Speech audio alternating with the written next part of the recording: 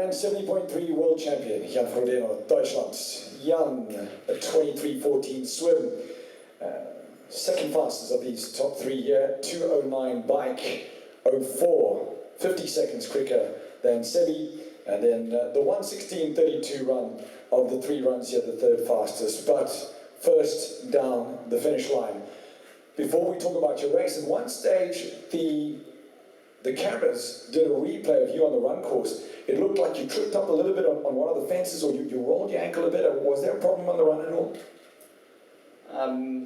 Well, no, I mean, the whole run was a problem.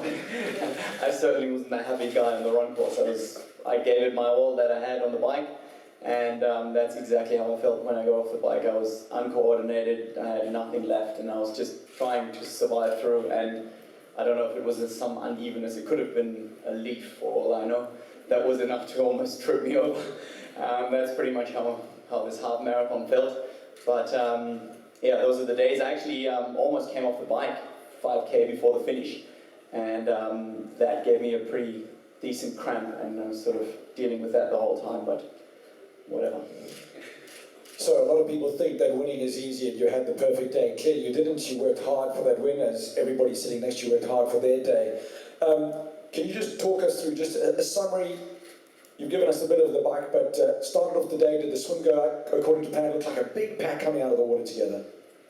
Yeah, well, I think Javi and I got away pretty soon, but then I was on the right, he was on the left, and he always wanted to go right, and I always wanted to go left.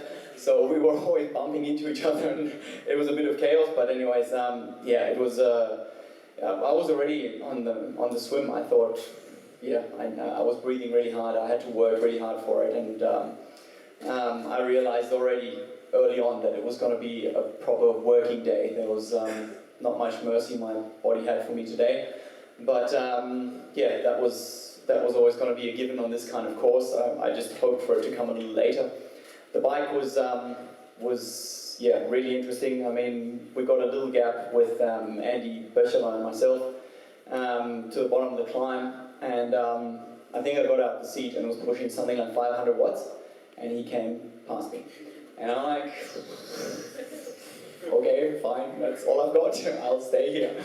I was, yeah, to be honest, I was very happy actually to only get 1:20 to the top of the climb.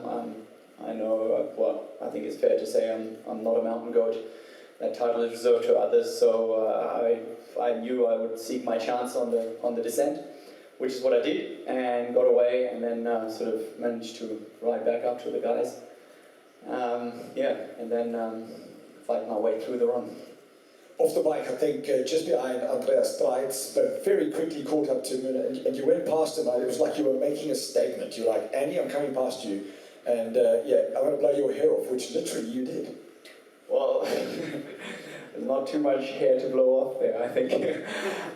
But it's obviously a very kind camera setting, because he held on to me for like 300 meters, and I'm like, oh, if this guy sticks to me, I'm having a tough day on the run.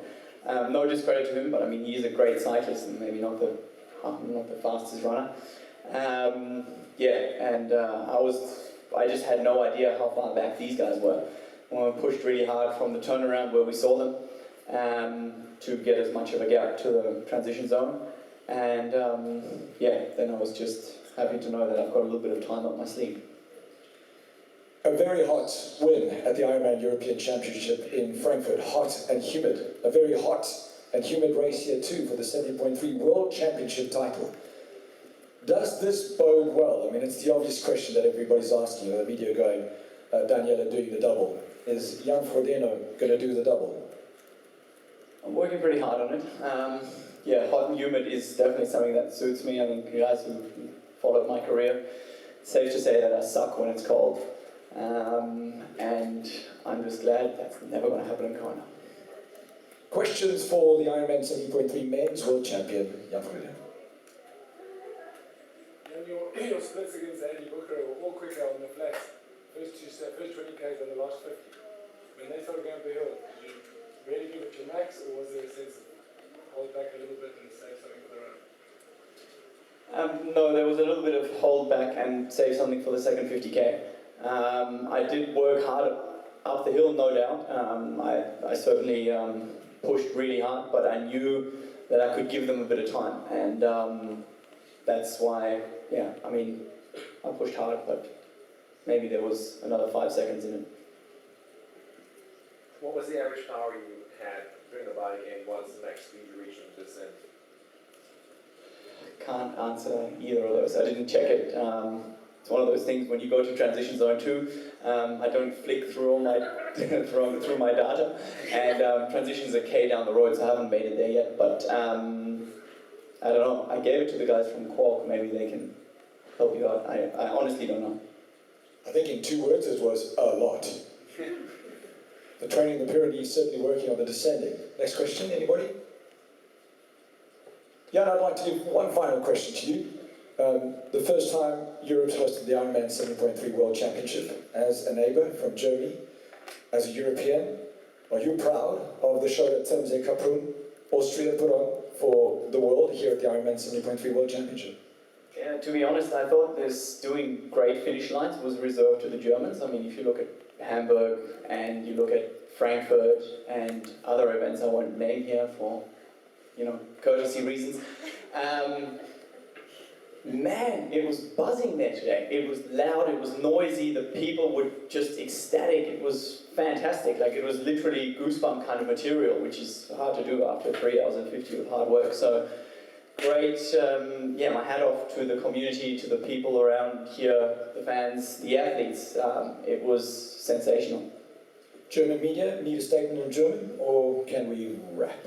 Yeah? This works in German. What did I just say? Einfach voll auf Deutsch Austria wiederholen. Achso, ja, genau. Ich dachte eigentlich, dass die Ziellinien den Deutschen vorbehalten sind, also die ganz Großen im Triathlon, bei ja, Rennen wie Frankfurt oder Hamburg. Aber ich muss sagen, das hier war schon ganz besonders, absolutes Gänsehaut-Feeling. Hier in Zell am See, die Stimmung war einmalig und die Ziellinienatmosphäre was ganz, ganz Besonderes.